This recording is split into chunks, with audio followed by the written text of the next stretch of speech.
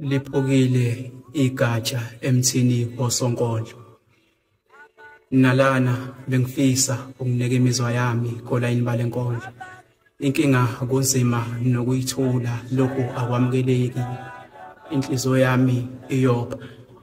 Bengifisa nokuyithula lenkondlo kodwa kunzima. Inyembezi zicwele amaqaphelo.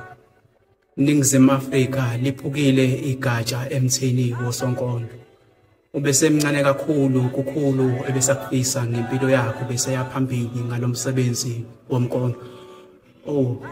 Ngomndeni wakwaMpungose engathi ungathobeka lawo manxeba ney'ntungu. Ngithi kubangani kanye nehlobo engathi ningaduduzeka. Ozakwethu kosonkondlo ngokuhlukahlukana kwenu ngey'gaba zenu engathi ningathobeka amanxeba. Kube khona ophiwayo lesi siphiwo obenaso sokuthoba abalimeleyo othandweni kakhulu. Nalana bengifisa ukuyineka imizwa yami kolayini balenkondlo. Inkinga kunzima nokuyithula, lala kahle mfoka Mpungose, lala kahle Khuba. Nalana bengisangineke imizwa yami kolayini balenkondlo mase ngigcina ngokuyithula.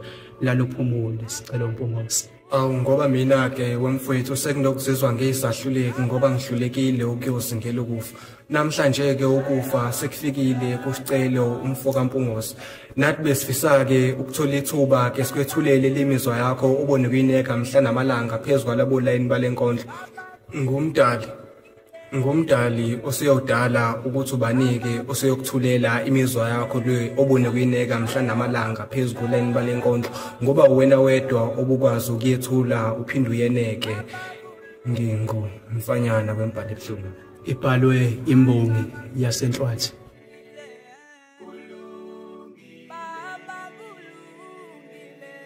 Bangishaya bangibulala banzo